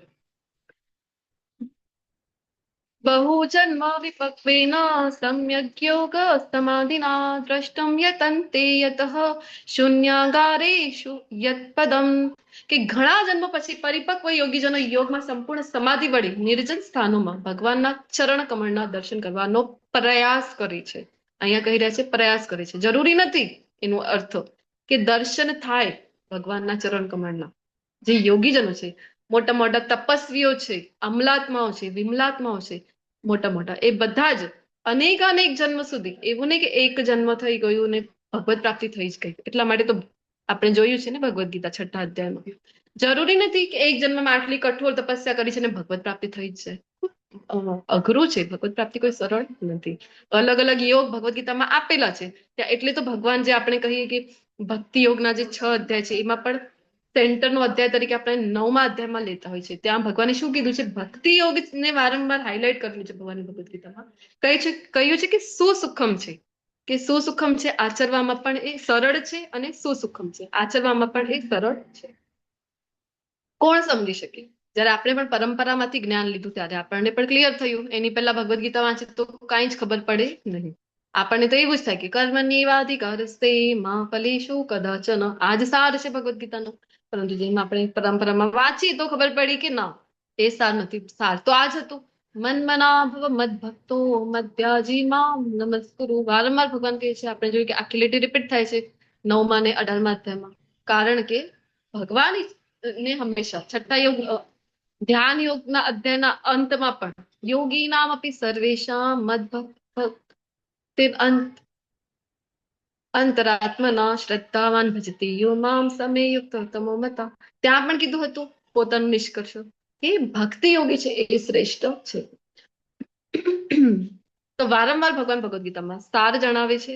તો અહીંયા છે કે યોગીજનો અનેક જન્મ સુધી પ્રયાસ કરે છે, કઠોર તપસ્યા છે, મંત્ર છે, અનેક આસન છે, આપણે જોતા હોય છે. તો સિદ્ધિ મળી જાય એકવારની, પરંતુ જરૂરી નથી કે ભગવાન મળે. ભગવાનના ચરણ કમળના માત્ર દર્શન માટે પણ પ્રયાસો કરે છે. એટલે હજી પણ એ નક્કી નથી કે એમને થયા જ છે. કારણ કે આટલું દુર્લભ છે એ જણાવવા અહીંયા કર્દમ ઋષિ ઈચ્છી રહ્યા છે કે આટલું દુર્લભ છે આ, જે ભગવાનનું દર્શન માત્ર કરવાનું છે એ. તો અમે જેવા સાધારણ ગૃહસ્થોની ઉપેક્ષાનો વિચાર કર્યા વગર, અહીંયા આગળના શ્લોકમાં છે કે એ જ પૂર્ણ પુરુષોત્તમ ભગવાન અમારા ઘરમાં કેવળ તેમના ભક્તોનું પોષણ કરવા માટે પ્રકટ થાય છે. વૈશુજાતુ ગ્રામ્યાણામ યસ્વાનામ પક્ષ પોષણ, કે અમારા જેવા સાધારણ ગ્રહસ્થો, હવે મોટા મોટા અમલાત્માઓ, વિમલાત્માઓ, યોગીજનો, તપસ્વીઓ, ઋષિઓ, મુનિઓ આટલા વર્ષોની કઠોર તપસ્યા કરે છે, છતાં તમને પ્રાપ્ત કરી શકતું નથી. એવા તમે ભગવાન, એવા તમે પૂર્ણ પુરુષોત્તમ પરમેશ્વર અમારા જેવા ગ્રહસ્થ પાસે, કારણ કે કર્દમ ઋષિ પણ ગ્રહસ્થ આશ્રમમાં પ્રવેશવા માટે ઈચ્છા દર્શાવી રહ્યા છે. તો કહે છે કે અમારા જેવા ગ્રહસ્થ પાસે તમે આવી રહ્યા છો, હે ભગવાન, કેટલા તમે ભક્તવત્સલ છો, તમે કેટલા કૃપાલુ છો. અને મને પણ જયારે એમને પણ દર્શન આપ્યા 10,000 વર્ષ પાછળ, ત્યારે પણ કર્દમ ઋષિનો એ જ ભાવ હતો કે આટલા વર્ષો સુધી યોગીજનો તપસ્યા કરે તો પણ દર્શન ન કરી શકે, અને મને તમે આપી રહ્યા છો તમારા દર્શન. આ મારા પ્રયાસથી તો સંભવ નથી. એવું નથી કે મેં 10,000 વર્ષોની તપસ્યા કરી લીધી છે અને એના ફળ સ્વરૂપે મને તમારા દર્શન થયા છે. ના, કોઈ સામર્થ્ય નથી મારા તપસ્યામાં, મારામાં. તો ભક્તોનો આ જ ભાવ હોય છે કે પોતાને શ્રેય આપતા નથી. જે શ્રેય છે પોતાના ગુરુને અથવા તો ભગવાનને આપતા હોય છે. અને એવું જ કરવું જોઈએ. આપણે શ્રેય લઈએ તો અહમ આવી જાય છે, અને આપણું કહેવાય ને કે અહંકાર આવી જાય. પરંતુ ભગવાનને શ્રેય આપીએ, ગુરુને શ્રેય આપીએ તો કહેવાય કે અભિમાન નહીં પણ સ્વાભિમાન આવી જાય છે. તો અહીંયા એ પણ એવું જ ભાવ રાખે છે કર્દમ ઋષિ કે તમે મારા ઉપર મને માત્ર તમે અનેક વર્ષો, અનેક જન્મો સુધી પણ જે આકાંક્ષા કરે છે કે તમારા ચરણોની દર્શન થાય, પણ એમને થતા નથી. તો એવા મને તમે, મારા જેવા અધમ જીવને તમે દર્શન આપી દીધા માત્ર 10,000 વર્ષમાં. તો આ તો તમારા અનુગ્રહથી જ સંભવ છે. તમારો અનુગ્રહ મારા ઉપર કહેવાય, તમારી કૃપા મારા ઉપર કહેવાય. આવો ભાવ હોય છે ભક્તોનો. અને અનેક અનેક ઉદાહરણો આપણને જોવા મળે છે કે જ્યાં આપણે જોઈએ તો ભગવાન છે, આપણે તો અત્યાર સુધી કેવું માનતો હોય, જ્યાં સુધી આવી રીતે ભગવદ્ ગીતા ન ભણેલી હોય પરંપરામાં, કે ભગવાનના તો પ્રિય ભક્તો કયા છે કે જે મોટા તપસ્વીઓ, સિદ્ધ પુરુષો. અત્યારે જ મહાકુંભનો જે અવસર અત્યારે થઈને ગયું છે ઉત્સવ આપણે પ્રયાગરાજમાં, ત્યાં આપણે જોઈએ તો ખબર પડે કે કેવા કેવા તપસ્વીઓ છે, કે કેટલી કેટલી કઠોર સાધના કરે છે. અલગ અલગ તપસ્વીઓ તમે જોયા હશે, પરંતુ આપણને લાગે કે આ માત્ર આપણને શું આપી દેવામાં આવ્યું છે, આ સાધના ભક્તિ, બસ નામ જપ કરો, આનાથી શું થાય છે? તો વિચાર કરો, ભગવાન છે એવા ઋષિ મુનિઓને, એવા યોગીઓને એકવાર દર્શન નથી આપતા, અનેક અનેક જન્મ લાગી જાય, પરંતુ ગ્રહસ્થોને આપી દે છે. શું કામ? કારણ કે ભગવાન છે એ ભાવના ભૂખ્યા છે, ભગવાન ભાવ જોઈ છે. એટલા માટે કર્માબાઈનું ઉદાહરણ લઈ લો. કર્માબાઈને આ બધા રીતિ રિવાજો તો છે કે બસ સ્નાન કરીને આવો શુદ્ધિકરણ કરીને તમે પ્રસાદ બનાવો, પરંતુ કર્માબાઈની ખીચડી સ્વીકાર કરવા આવતા હતા કે નહીં? દરરોજ આવતા હતા ભગવાન જે છે આરોગવા માટે. એ તો નાયા ધોયા વગર બનાવતા હતા, કારણ કે ભગવાન ભાવના ભૂખ્યા છે. કર્માબાઈનો ભાવ હતો કે અરે હું ઉઠું, પછી હું સ્નાન કરવા જાઉં, પછી હું આજે, એ સમયે તો આવા આપણી જે માઇક્રોવેવ, અવન આવી કોઈ વ્યવસ્થા હતી નહીં. ગેસ સિલિન્ડર છે, ઇન્ડક્શન છે, આવી કોઈ વ્યવસ્થા હતી નહીં. ઉઠાની ચૂલો છે એને પ્રગટાવવામાં ખૂબ મહેનત લાગે, સમય લાગે. પછી ક્યારે હું ખીચડી ચડાવું, ક્યારે આ ચૂલા ઉપર ખીચડી બને, ને ક્યારે હું મારા નાથને અને જગન્નાથજીને હું અર્પણ કરું. એ તો નાનો બાળક છે મારો, એ તો ભૂખ્યો રહે ને ત્યાં સુધી. તો કર્માબાઈ કે ના, ઉઠીને પહેલો એ જ કામ કરવું જોઈએ. આવો ભાવ જે હતો તો કૃષ્ણ એને સ્વીકાર કરે છે. તો એટલા માટે ભગવાન છે એ ગ્રહસ્થોને અનેક અનેક ઉદાહરણ એવા આપણને જોવા મળે છે કે આવા ભક્તોને, એટલે જ મેં પહેલાના ક્લાસમાં કીધું હતું કે આવા ભક્તોના દર્શન કરવા કૃષ્ણ જાય છે. એમને દર્શન આપવા નહીં, પરંતુ એમના તો દર્શન કરવા કૃષ્ણ છે એ પોતે જાય છે. શું કામ? કારણ કે પ્રમાણ શું છે? તો પ્રમાણ છે શ્રીમદ ભાગવતમના 9મા સ્કંદમાં જ આવે છે, જ્યાં ભગવાન અમરીશ મહારાજની ઘટનામાં કહે છે કે અહમ ભક્ત પરાધીન, હું તો મારા વશમાં નથી. તો કોના વશમાં છે ભગવાન? કોના વશમાં છે ભગવાન? ભક્તોના વશમાં. પ્રેમ વાળા ભક્તોના. લાસ્ટ સેશનમાં લીધું હતું, ભગત કી વશ में है भगवान, भगत की वश में है भगवान, भक्त बिना ये कुछ भी नहीं है, भक्त ही इनके प्राण, भगत की वश में है ભગવાન. આવા શુદ્ધ ભક્તોના તો વશમાં કૃષ્ણ છે. તો વશમાં છે એટલે વિચાર કરો, દર્શન કરવા જાય છે ભક્તને, માત્ર દર્શન કરવા નહીં. અરે એમના તો ઘરના કામ પણ કરે છે. સક્કુબાઈનું ઉદાહરણ લઈ લો. એમના ઘરે જઈને વાસણ ઘસવાની શું જરૂર છે કૃષ્ણને? 3 લોકના જે અધિપતિ છે એમને શું જરૂર છે સક્કુબાઈના ઘરે જઈને વાસણ ઘસવાની, એમના સાસુ સસરાની સેવા કરવાની? જનાબાઈના ઘરે, મહારાષ્ટ્રના એક મહાન સંત થઈ ગયા છે જનાબાઈ, જનાબાઈને ત્યાં જાય છે. જનાબાઈ પદોની રચના કરતા હતા. ભગવાનના ભક્તોમાં એક જ ગુણ હોય છે કે ભગવાનના પદો ગાયા કરે છે, પદો સરસ મજાના સંભળાવતા હોય, ને ભગવાનને પણ ખૂબ ગમે છે. ભગવાન જઈને ત્યાં થાંભલા પાસે આમ ટેકીને ભગવાનને સાંભળવા જતા હતા જનાબાઈના પદ, અને એ રોકી જાય છે બોલતા બોલતા. તો ભગવાન કહે છે અરે શું કામ તું બંધ થઈ ગઈ બોલતા બોલતા? ગાને આગળ. વિઠ્ઠલનાથ ભગવાન, પંડરીનાથ ભગવાન. તો જનાબાઈ કહે છે કે અરે તમારે શું છે, તમારે તો બસ સાંભળવું છે અહીંયા ઉભા ઉભા. હું કેટલી નાની છું, મને કેટલા બધા કામ, આટલા તો મારા હાથ છે નાના નાના, ને કેટલા બધા કામ છે મને. જો તો આ બધું અહીંયા સફાઈ કરવાની છે, પછી મને આ શું કહેવાય છે, ચક્કી કહેવાય છે ને, જે લોટ પીસાય છે જેમાં હાથથી, જંતર. કચ્છીમાં તો જંતર કહે છે, હવે ગુજરાતીમાં ઘંટી. ઓકે, તો એ જે ઘંટી છે એમાં મને તો લોટ દળવું છે, ને તો ઘઉંથી લોટ બનાવવું છે, તો કેટલા કામ છે મને, તમને શું છે? તો ભગવાન કહે છે કે હું તમારી મદદ કરી દઉં. તો કહે છે કરી દો. તો વિચાર કરો, જનાબાઈ સાથે ભગવાન લોટ દળી રહ્યા છે, શું જરૂર છે? તો દર્શન કરવા નહીં, એ તો ભગવાન તો એમની બધા ઘરકામમાં મદદ કરવા આવી જાય છે. નરસિંહ મહેતાની ત્યાં જાય છે કે નહીં? બધા કામો કરે છે ભગવાન તો ભક્તની ત્યાં આવીને. તો અહીંયા એ જ ભાવ પ્રકટ કરી રહ્યા છે કરદમ ઋષિ. તમે અમારા જેવા સાધારણ ગ્રહસ્થ પાસે આવી જાઓ છો તમે, અમારો ઉપેક્ષા નથી કરતા અમારી, કારણ કે અમે તો સંસારમાં જ ડૂબેલા છીએ સવારથી સાંજ સુધી. ગ્રહસ્થ પાસે શું હોય કે બસ ઉઠીને રૂટીન જ હોય આપણું. તો આ કામ બાકી છે, પેલું કામ બાકી છે, હવે મારા બાળકોનું શું, તો સ્કૂલનો ટાઈમ થયો, ઓફિસનો ટાઈમ થયો, આ આપણે આપણા રૂટીનમાં જ હોય છે.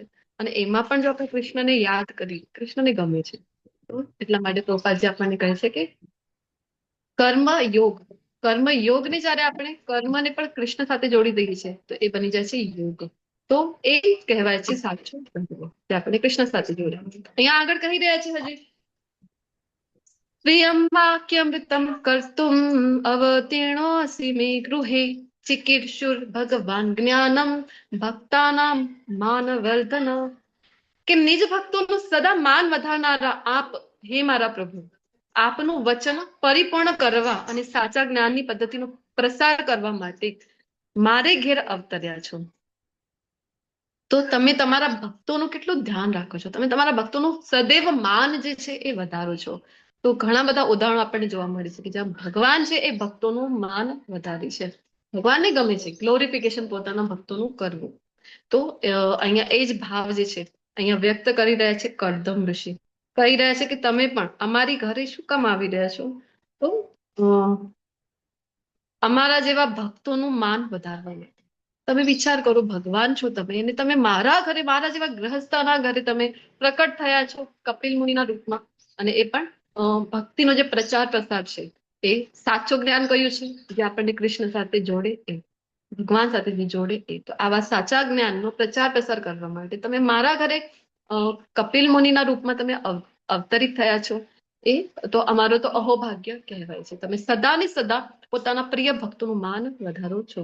ઘણા બધા ભક્તોનું અહીંયા પણ આપણને ઉદાહરણ જોવા મળે છે કે અનેક ભક્તો છે જેમનું માન હતું. વિચાર કરો, ભગવાનની આપણે વાત કરી રહ્યા હતા ત્યારે કે કેવા કેવા કાર્યો કરે છે. અર્જુનજી પાસે ડ્રાઈવર બની ગયા ભગવાન. આપણને શું લાગે, સારથી એટલે આપણને કોઈ એટલી મોટી વાત ના લાગે. પરંતુ વિચાર કરો, અત્યારે જો આપણે કહીએ આપણી કારનું ડ્રાઈવર કોઈને રાખેલું છે તો એક કારના ડ્રાઈવરનું શું કામ છે? માત્ર કાર ચલાવવાનું કામ હોય છે? કારની આખી દેખરેખ કરવાની, કાર ક્લિનિંગ કરવાથી લઈને બધું એનું મેન્ટેનન્સ. તો એ સમયે સારથીનું કેવું કાર્ય હતું કે માત્ર બસ થોડા યુદ્ધ પૂરતો ચલાવીને આવી ગયા તો થઈ ગયું? નહીં. એ સારથીનું એવું કાર્ય હતું કે બસ જે ઘોડાઓ હતા એમનું પણ ભોજનની, પાણીની વ્યવસ્થા કરવાની, પછી જયારે યુદ્ધનો સમય ના હોય એ સમયની વાત કરું છું. અને એ એવું કાર્ય છે, શ્રીમદ ભાગવતમમાં જ સાંભળ્યું હતું મેં કે આપના ગુજરાતી વર્ગમાં જયારે પ્રભુજી આપણને સમજાવી રહ્યા હતા કે હવે યુદ્ધ ચાલે છે, ઘમાસાન યુદ્ધ છે, આજુબાજુ શોર શરાબો ચારો બાજુ એ છે. તો હવે એવું તો જેમ કારમાં આપણે રાઈટ ટર્ન લેફ્ટ ટર્ન લઈએ તો એવું કેવી રીતે કહે છે? હવે અર્જુનજી છે એ ભગવાનને કેવી રીતે કહે છે કે મને તો હવે ડાબે જવું છે, તો મને જમણે જવું છે, આ તો આવાજ પણ ના સંભળાય. તો શું કરતા હતા વિચાર કરો અર્જુનજી, કે પોતાનું જે પગ છે એ જો જમણા ખભા ઉપર ભગવાનના મૂકે, એટલે સારથીના એવું હોય છે, તો જમણે બાજુ એમને લઈ જવાનું, અને જો ડાબા ખભા ઉપર મૂકે તો ડાબી બાજુ લઈ જવાનું, લેફ્ટ સાઈડ, રાઈટ સાઈડ, આવી રીતે. આવું કાર્ય વિચાર કરો, આવા સારથી બન્યા છે ભગવાન. અને સારથી એટલે શું, થોડીક વાર રથ ચલાવી લીધું હશે? આવું કાર્ય ભગવાન કરી રહ્યા છે. ભગવાન પોતાના ભક્તોનું સદા માન છે એ વધારે છે. ભગવાન ભક્તોના વશમાં છે. જે ઈચ્છે ભક્ત એ ભગવાન પાસેથી કરાવી શકે છે. મેં જોયું હતું ગોપી ગીતમાં પણ, છિયા ભરે છાછ પે નાચે નચા. આવા ભગવાન છે, આવા મહાન, જેને તો મોટા મોટા યોગીજનો જેના ધ્યાનમાં નથી આવતા, તપસ્વીઓની તરફ તો જોતાય નથી, આવા મોટા મોટા તપસ્વીઓ, યોગીઓ અને ગોપીઓ છે એ શું કરી રહી છે? તાહી અહીર કિચ્છો હરિયા છછિયા ભરે છાછ પે નાચ નચાવે. તો આવી આહિરની જે છોકરીઓ છે એટલે કે ગોપીઓ છે એ આવા ભગવાનને નચાવી રહી છે કે તને થોડું છાશ આપીશું, ચલો તને આ ડાન્સ કરીને બતાવો, તને પણ થોડુંક આમ ડાન્સ કરીને બતાવી દે. હા, આપો છા. ના, બરાબર નથી કર્યું, હજી થોડો ઠુમકો લગાવ. કેવી રીતે લગાવો? એક હાથ અહીંયા રાખતો, એક હાથ માથા ઉપર, એક હાથ કમર પર, હવે તો ઠુમકો લગાવીને બતાવો. આવી રીતે ગોપીઓ નચાવતી હતી આપણા શ્યામ સુંદર. તો એ બધું કરવા તૈયાર થાય છે. તો અહીંયા તો કહે છે કે અમારા ઘરે કપિલ મુનિના રૂપમાં તમે પધાર્યા છો. તાન્યેવ તે અભિરૂપાણી રૂપાણી ભગવન તવ યાની યાની ચ રોચન્તે સજનાનામરૂપિણ. હે મારા પ્રભુ, આ પ્રાકૃત રૂપ ધરાવતા નથી. એટલે કે ભગવાનનું રૂપ પ્રાકૃત રૂપ નથી. એટલે કે અહીંયા છે કે રૂપાણી, આપણા જેવું રૂપ ભગવાનનું નથી. સામાન્ય એટલે કે ભૌતિક, આપણા જેવું ભૌતિક રૂપ ભગવાનનું નથી. તેમ છતાં આપ અસંખ્ય સ્વરૂપો ધરાવો છો. હવે એક જ શ્લોક છે, બે અલગ અલગ વાતો કીધેલી છે. એક કીધેલું છે કે પ્રાકૃત રૂપ નથી ને એક લાગે કે અસંખ્ય સ્વરૂપ. કારણ કે ભગવાન કેવા છે તો અનંત છે. કારણ કે બ્રહ્માજીએ બ્રહ્મ સંહિતામાં કીધેલું છે. શું કીધું છે? અદ્વૈતમ અચ્યુતમ અનાદિમ અનંત રૂપમ ગોવિંદમાદિ પુરુષમ તમ અહમ ભજામિ. એવા છે એ અનાદિ છે, અનંત છે એવા ભગવાન જે છે તો એ અનંત રૂપ ધારણ કરે છે. શું કામ અનંત રૂપ ધારણ કરે છે? તો પોતાના ભક્તોને પ્રસન્ન કરવા માટે. અનંત રૂપ ભગવાનના પણ આમ જોવા જઈએ મુખ્ય 24 અવતારોનું ભાગવતમાં વર્ણન મળે છે. શું કામ અલગ અલગ આટલા અવતારો લેવા પડે ભગવાનને? કારણ કે ભગવાન ભક્તની પ્રસન્નતા માટે લેતા હોય છે કે મારો ભક્તને જે સ્વરૂપ ગમશે એમાં. એના માટે એક ઉદાહરણ પણ આપવામાં આવતું હોય છે કે અલગ અલગ રૂપ ભગવાન છે એ ધારણ કરે છે, પરંતુ ભક્તોને જે રૂપ ગમે, જેમ હનુમાનજી છે, હનુમાનજીને કયા રૂપ પ્રત્યે આસક્તિ છે ભગવાનના? હનુમાનજી જાણે છે કે જે લક્ષ્મીનારાયણ છે એ જ અહીંયા મારા રામ અને માતા જાનકીના સ્વરૂપમાં આવ્યા છે. તો પણ એમને જે પ્રીતિ છે એ પ્રભુ શ્રી રામ પ્રત્યે છે. પ્રભુ શ્રી રામનો જે અવતાર છે એના પ્રત્યે છે.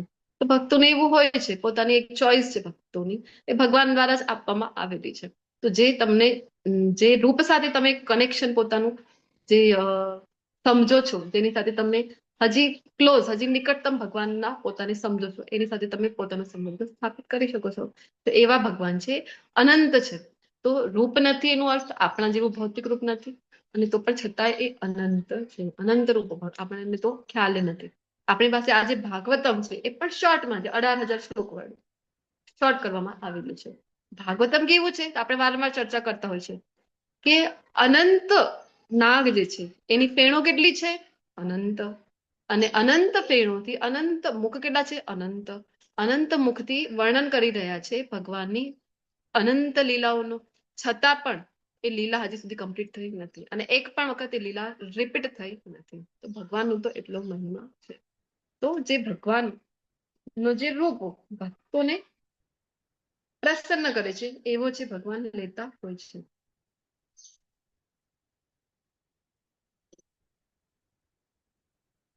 સ્વામ સૂરિભિસ્તત્વબુત્સયાથા સદાભિવાદાર અણપાત પીઠમ ઐશ્વર્ય સોરી બીજું ટ્યુન આવશે અહીંયા. સ્વામ સૂરિભિસ્તત્વબુભૂત્સયા તથા સદાભિવાદાર્હણ પાદપીઠમ ઐશ્વર્ય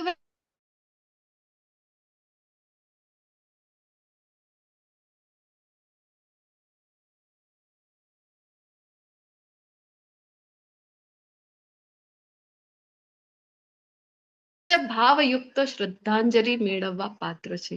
આપ ઐશ્વર્ય ભગવાનના જે ષડ ઐશ્વર્ય આપણે જોઈ ગયા છે, જે આપણને વાત કરી છે, કોના દ્વારા આપવામાં આવેલું હતું? જે ઐશ્વર્ય સમગ્ર જે શ્લોક છે કોને આપેલું છે એ જાણો. ષડ ઐશ્વર્ય પરાશક્તિ.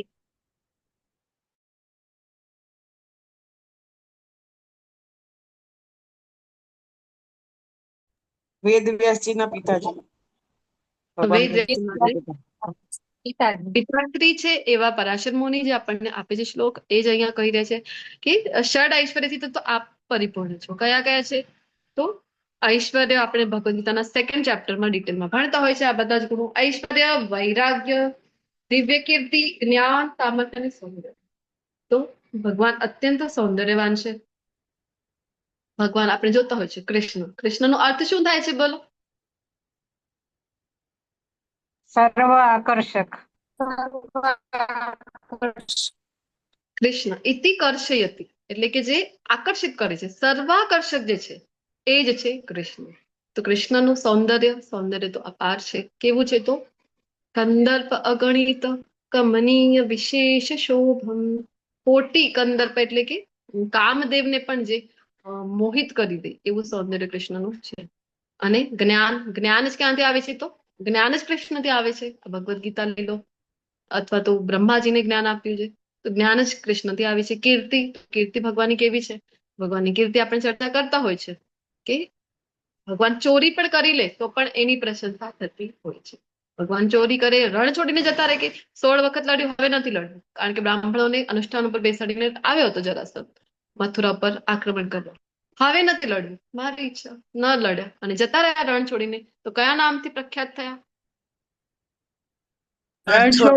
રણછોડરાય દ્વારિકાનો નાથ મારો રાજા રણ છોડે. છોડ છે એને મહિમા લગાવી રે.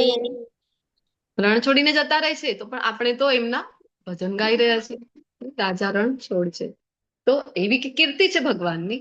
અને કીર્તિ કેટલી છે તો અત્યાર સુધી આપણે જોઈ રહ્યા છીએ. પ્રભુ શ્રી રામ છે, એવી તો કીર્તિ છે કે અત્યારે આપણે લાખો વર્ષો પહેલા પણ ભગવાનના અવતાર થઈ ગયા હોય તો પણ એવું લાગે કે જયારે સાંભળીએ એ કથા તો અત્યારે જ આવીને ગયા છે પ્રભુ શ્રી રામ.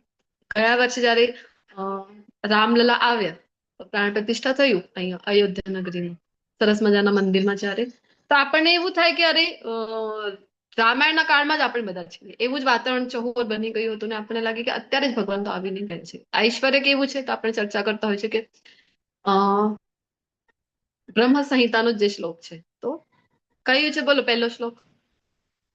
ચિંતામણી. ચિંતામણી પ્રકર સદ્મ સુકલ્પ વૃક્ષ લક્ષાવૃતે સુરભીરપિપાલયંતમ લક્ષ્મી સહસ્ત્ર સત સંભ્રમ સેવ્યમાનમ ગોવિંદમાદિ પુરુષમ તમહં ભજામિ. હરે કૃષ્ણ. હરે કૃષ્ણ. ખૂબ ખૂબ ધન્યવાદ શ્રી માતાજી.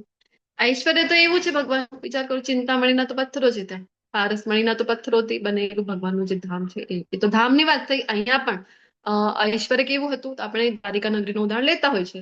દ્વારિકા નગરીમાં સુવર્ણની આખી બનેલી નગરી, સુધર્મા સભા જે ભગવાનની હતી એ તો ઇન્દ્ર પાસે પણ જેવી સભા ન હતી એવી ભગવાનની અહીંયા હતી. અરે સ્વર્ગથી દેવતાઓ, બીજા લોકથી બધા દેવતાઓ તો જોવા આવતા હતા. એવું ઐશ્વર્ય ભગવાને અહીંયા દરેક નગરવાસીને આપેલું હતું દ્વારિકા નગરીમાં. આટલું બધું તમારી પાસે છે અને એની સાથે સાથે વૈરાગ્ય હોવું એ કેટલું ડિફિકલ્ટ છે કે નહીં? બધું આપણી પાસે છે ને બધું કોઈ કહે કે એક ક્ષણમાં છોડી દેવાનું છે, છૂટે છે આપણાથી, આપણે તો હજી એના બંધનમાં પડી જતા હોય છે.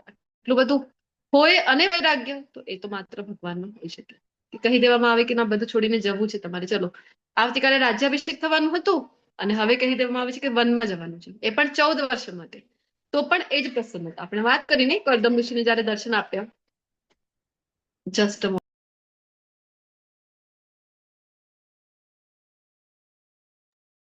તો આપણે જોયું ને કે પ્રસન્નતા કેવી ભગવાનના મુખ ઉપર હતી.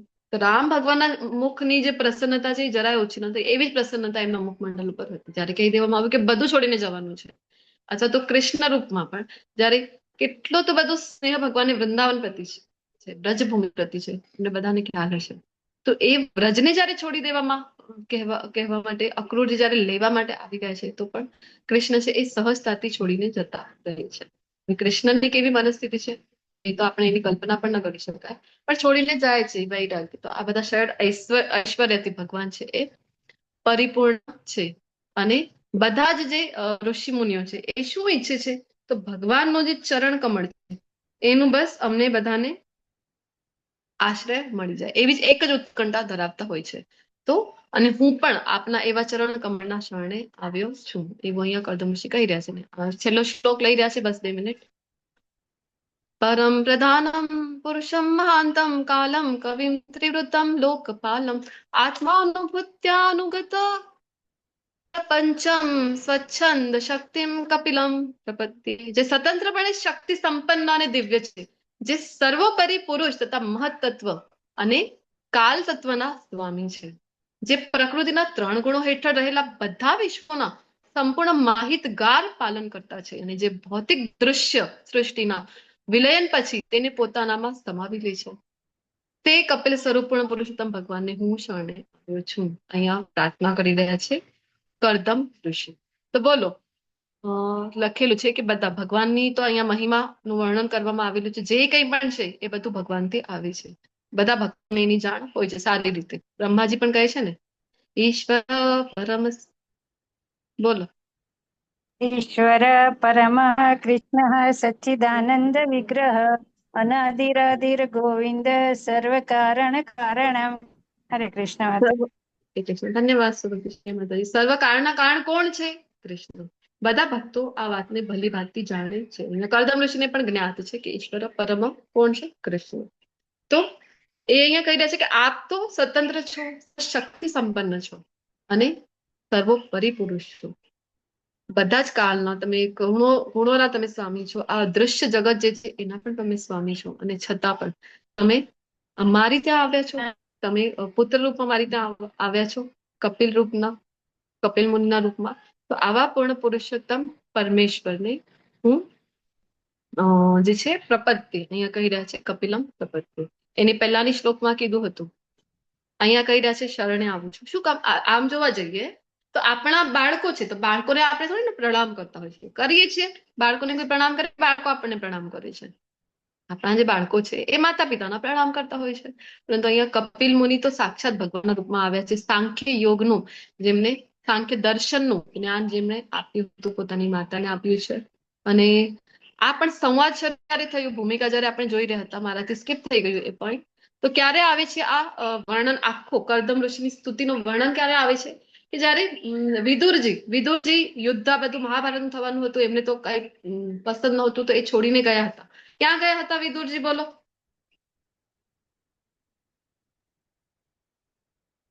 યુદ્ધમાં સહભાગી તીર્થાટન માટે ગયા હતા અને પછી યુદ્ધ પતી ગયું પછી જાય છે એ તીર્થાટનમાં જેમને કોણ મળે છે એ બોલો, ચલો જણાવો. વિદુરજીને કોણ મળે છે? મૈત્રેય ઋષિ. મૈત્રેય ઋષિ.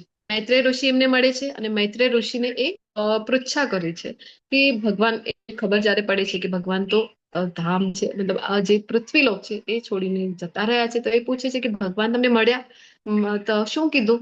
તો ત્યારે મૈત્રેય ઋષિ ત્યારે કહે છે કે હા, મને મળ્યા અને મને કીધું છે કે આ જે જ્ઞાન છે હું તમને આપું. તમને યાદ કરતા હતા. તો વિદુરજીની આંખમાં આંસુ આવી ગયા કે અરે, આવા પૂર્ણ પુરુષોત્તમ પરમેશ્વર કેટલા દયાનિધિ છે, કેટલા કૃપાલુ છે, મને યાદ કર્યું મારા પ્રભુએ. ખૂબ સુંદર પ્રસંગ આવે છે ને, આપણે વાત કરી રહ્યા હતા ભક્ત અને ભગવાનની.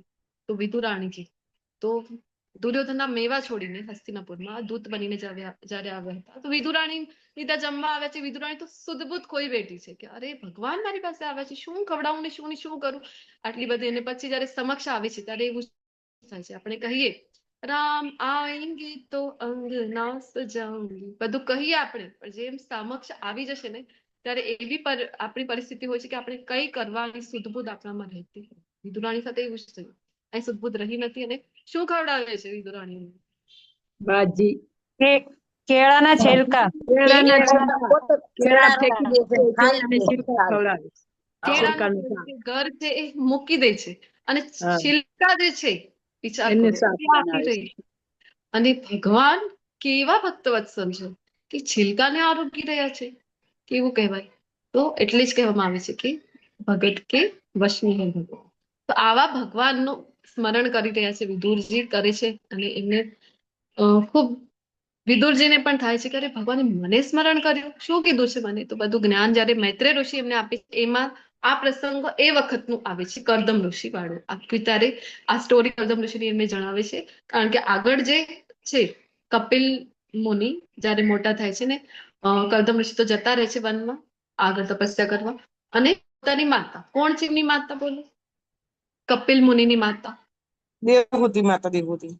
માતા દેવહૂતિને જયારે આખું વર્ણન કરે છે કે એ જિજ્ઞાસા જયારે પ્રકટ કરે છે તો પુત્ર પાસે, અને પુત્ર જેમના ગુરુ બનીને આખ્યું સાંખ્ય દર્શનનું જ્ઞાન આપે છે. તો એ જ પુત્ર જે ભગવાન પોતે આવ્યા છે, તો આવા પુત્રને જે અહીંયા કરદમ ઋષિ છે એ કહી રહ્યા છે કે હું એમને પ્રપત્તિ, કે હું તમારા શરણે આવ્યો છું. તો વારંવાર ભક્તો જે છે, કારણ કે ભક્ત છે, જાણે છે ભલી ભાંતિ કે આ જે સમક્ષ છે એ બીજો કોઈ નથી, આ તો ભગવાન જ પોતે છે. એટલે પ્રણામ, પુત્ર છે પણ પ્રણામ કરી રહ્યો છે. અને સરસ મજાની સ્તુતિ કરદમ ઋષિની આવે છે. ભક્તોની સ્તુતિઓ એટલે જ કરવી જોઈએ કે આપણું જે હૃદય છે એ થોડું ઘણું શુદ્ધ થાય અને ભગવાન પ્રત્યે પ્રેમ છે એ જાગૃત થાય. આ મુખ્ય ઉદ્દેશ આ છે સ્તુતિઓનું, પ્રાર્થનાઓનું, કે ભગવાન પ્રત્યે પ્રેમ આપણા પણ મનમાં, આવા ભગવાનના ભક્તોના જયારે આપણે બધી વાર્તાઓ જાણીએ છીએ ત્યારે આપણા મનમાં પણ ભગવાન પ્રત્યે પ્રેમ જાગે છે.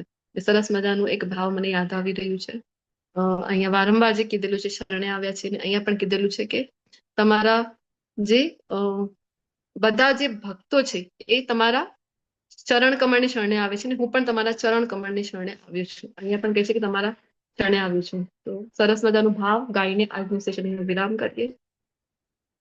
तेरी शरण में आके मैं धन्य हो गया, तेरी शरण में आके मैं धन्य हो गया,